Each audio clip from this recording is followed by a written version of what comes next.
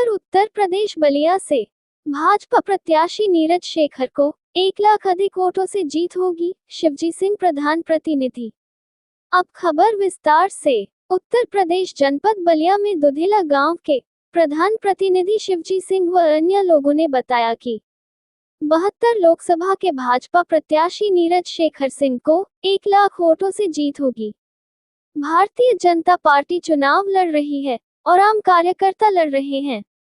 Bharatiya Janata party के 72 Lok Sabha seat confirm है। नीरज शेखर सिंह एक अच्छे व्यक्ति हैं। उत्तर प्रदेश बलिया से सुरेंद्र गुप्ता की रिपोर्ट, न्यूज अवीपी से। शिवजी सिंह पूर्व प्रधान दुधैला, वर्तमान में मेरी पत्नी मालती सिंह प्रधान है। लोकसभा का बजट चुनाव चल रहा है, लोग प्रदेश में क्या कहेंगे चुनाव को लेकर? चुनाव को लेकर के नीरज शेखर एक ऐसे प्रत्याशी है जो जात पात मजहब से ऊपर उठ करके है। मैं भाजपा को भी धन्यवाद देना चाहूंगा कि ऐसे प्रत्याशी का चयन किया है। साथ में वो पूर्व प्रधानमंत्री चंद्रशेखर जी के सुपुत्र हैं और नौजवान हैं। साथ ही उनका समाज सेवा ही एकमात्र उनका कार्य रहता है। दूसरी चीज कि समाज में इस तरह का प्रभाव है कि किसी तरह का कोई भेदभाव नहीं है, तो इसलिए प्रत्याशी ऐसा होनी चाहिए जो नीरज शेखर हैं और जनता के लिए इससे बढ़िया क्या हो सकता है। हमारे यहाँ देखिए, हमारे साथ में जो आप देख रहे हैं ये रामजी चौबे जी हैं, ये मिथिलेश उपाध्याय जी हैं, वो सोनू पासवान जी हैं, ये राम प्रवेश पासवान जी है, वो राम कुमार पासवान है, वो राजदेव यादव जी हैं। ये सारे समाज के लोग उनको मतदान करने के लिए सारे लोगों से अपील करते हैं और जगह जगह प्रचार में इन लोगों का योगदान रहता है। जी, आप लोकसभा की बात की जाए तो विपक्ष से इंडियन गठबंधन से सनातन बाबा और इस बार लोकसभा पंडित जी बाबुल देखिए, जो छोट भैया नेता हैं यह एक प्रोपगंडा उत्पन्न करते हैं कि पंडित जी लोग वोट नहीं देते हैं, लेकिन ब्राह्मण जो है भाजपा के मूल स्तंभ है और भाजपा को ब्राह्मण वोट कर रहे हैं। हम लोगों से सारे लोगों से अपील कर रहे हैं कि भाजपा को वोट करने के लिए, तो हम इस तरह के प्रोपगंडा में कोई विश्वास नहीं करते। कितने वोट होगी? 1 लाख से ऊपर वोट से नीरज शेखर चुनाव जीते। मेरा नाम मिथिलेश उपाध्याय, ग्राम पोस्ट दुधैला के रहने वाले हैं। लोकसभा चुनाव को लेकर लोकसभा के चुनाव में नीरज शेखर जी के हम साथ हैं।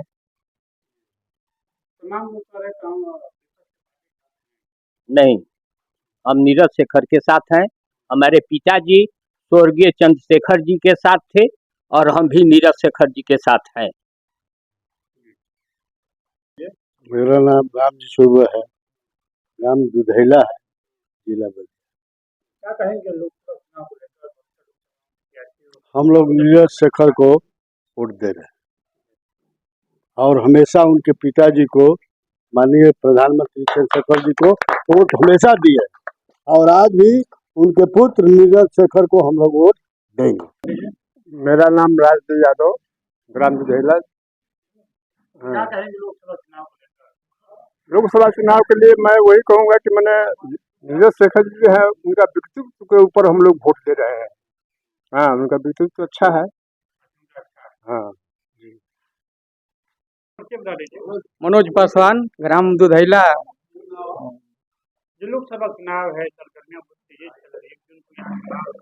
क्या कहेंगे इसको आप लोग समर्थन दे रहे हैं? हम लोग नीरज शेखर को समर्थन कर रहे हैं।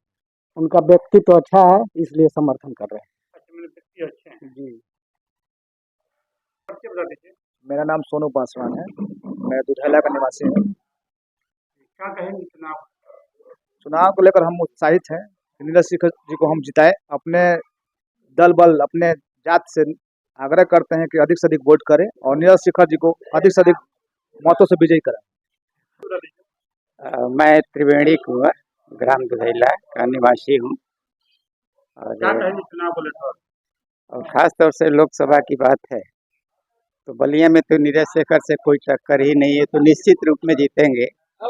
लेकिन मैं ओवरऑल अगर पूरे भारतवर्ष की बात करूं तो मोदी जी एक ऐसे नेता हैं जो कि आज तक इस देश में वैसा कोई नेता ही नहीं, जिसको अभी पूरा विश्व जो है जिसको गुरु मानता है, और भारत में कुछ लोग जो है इनका विरोध करते हैं, ये दुर्भाग्य की बात है। मोदी जी जो है एक छोटे से छोटे गांव से, एक गरीब परिवार से वह व्यक्ति आया हुआ है और गांव के गरीबों की समस्याओं को उन्होंने देखा है।